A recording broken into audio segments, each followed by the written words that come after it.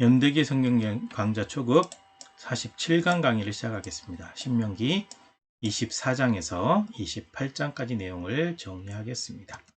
신명기를 공부하고 있습니다. 자, 24장의 내용은 첫 번째 내용이 이혼과 재혼입니다. 수치스러운 일이 발견되면 이것은 성적인 범죄입니다. 부부간의 성적인 이 범죄를 저지르는 것은 꽤 큰 일이거든요. 그래서 그런 경우는 이혼 증서를 써서 주고 이혼하도록 해라. 그 다음에 이혼한 여자가 다른 남자와 재혼했다가 이혼했다고 한다면 전 남편과는 결혼하면 안 된다. 전 남편은 그 여자와 결혼하면 안 된다. 이렇게 규정하고 있고요. 24장 두 번째 내용은 또 기타 규정입니다. 여러 가지 내용이겠죠. 갓 결혼한 사람은 군대에 보내지 마라. 맷돌이나 그 윗짝을 저당 잡지 마라. 이걸로 이제 곡식을 빻아서 식사를 해야 하기 때문에 생명과 같은 것이다. 인신매매하는 사람이 있으면 반드시 죽여라. 사람을 함부로 했기 때문에. 그 다음에 나병이 걸렸거나 발견됐다고 한다면 레위기 13장과 14장의 내용대로 해야 한다. 이고요. 만약에 노동자, 일하는 사람을 불러다 일을 시켰으면 품삯은 당일에 주어서 이 사람들이 하나님 앞에 배고프다고 돈 못 받았다고 기도하지 않게 해라. 그 다음에 나그네나 고아의 재판 올바르게 하고 과부의 옷을 저당 잡지 말아라. 유일한 옷이기 때문이다. 그 다음에 밭에서 가져오지 않은 잃어버린 단, 이거 다시 가지러 가지 마라. 가난한 사람에게 위해서 남겨둬라. 감람나무 열매, 포도원의 열매 다 따지 말고 남겨둬라. 필요한 사람들이 먹을 수 있도록. 이게 24장의 내용이 되겠고요. 25장 첫 번째 내용은 기타 규정입니다. 아기는 태영으로 다스려야 되는데 40대는 넘기지 마라. 그래서 40의 한 대를 감하는 그런 규례가 나중에 생겨요. 왜냐하면 잘못했을까봐. 이게 이제 그 40의 한 대 감한 것 바울이 맞았다는 얘기가 나오죠. 이 율법에 있는 규정대로입니다. 그 다음에 죽은 형제에 대한 의무가 나오는데요. 만약에 어떤 형제가 결혼했는데 자녀를 낳지 못하고 만약에 죽었다고 한다면 그 형제의 아내와 결혼해서 그 형제의 이름으로 대를 잇도록 해 주어라. 만약에 그 도리를 다하지 않는다고 한다면 심벗김 받은 집안, 조금 굉장히 수치스러운 이야기죠. 이라고 부름받게 될 것이다. 이게 성경 이제 곳곳에 이런 얘기가 나오고 있고요. 그 다음에 또 다른 법을 얘기하고 있는데요.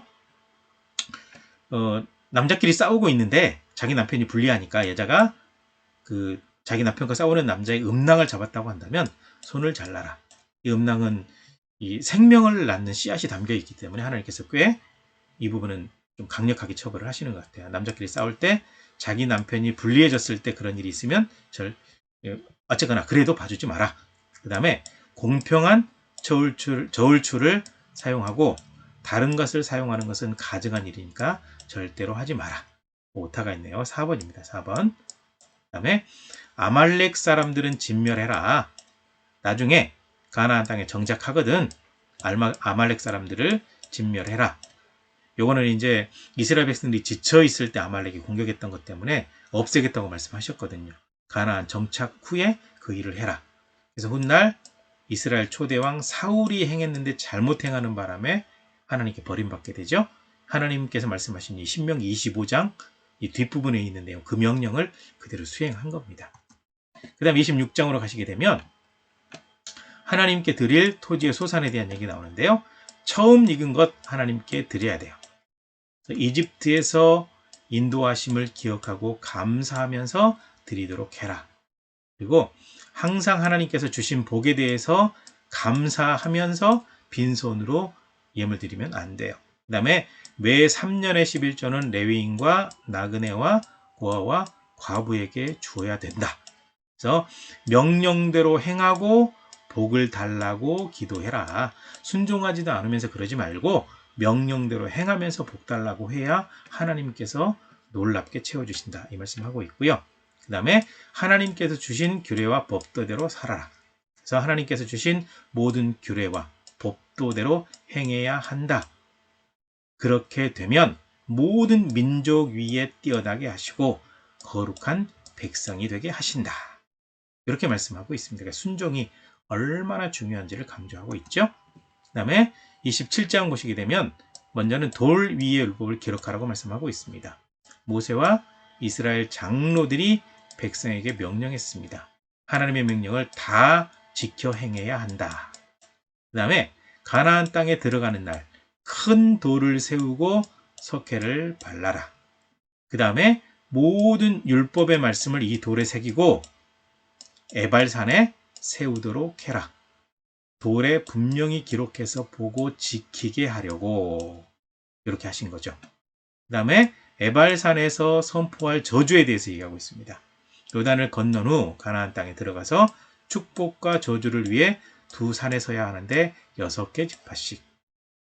시므온, 레위, 유다, 이사갈, 요셉, 베냐민 지파는 축복을 선포하려고 그리심산에, 르벤, 갓, 아셀, 스불론, 단, 납달리 지파는 저주 선포하려고 에발산에 이렇게 서죠.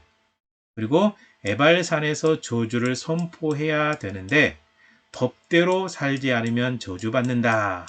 이렇게 하면 저주받는다. 그 내용이 16절에서 25절까지 쭉 나와요. 이때 이러면 저주받는다 라고 할 때마다 백성들은 아멘 하라고 하나님께서 말씀하셨고 이것을 이제 가나안 땅에 들어가서 그대로 실행을 합니다. 그러니까 명령대로 해요. 그 다음에 28장 보시면 순종하면 받는 복이 앞에 나오죠. 하나님의 모든 명령대로 지켜 행하면 복을 주신다. 하나님께서. 자세한 내용은 1절에서 14절. 그 다음에 불순종하면 저주받는다. 순종하지 않았기 때문에 하나님께서 저주를 내리시는 것이다. 자세한 내용은 15절에서 68절까지 굉장히 길어요. 그래서 순종해서 복 받을래, 불순종해서 저주 받을래. 하나님의 말씀에 순종해서 복 받도록 해라. 이렇게 말씀하고 있습니다. 여기까지입니다. 수고하셨습니다.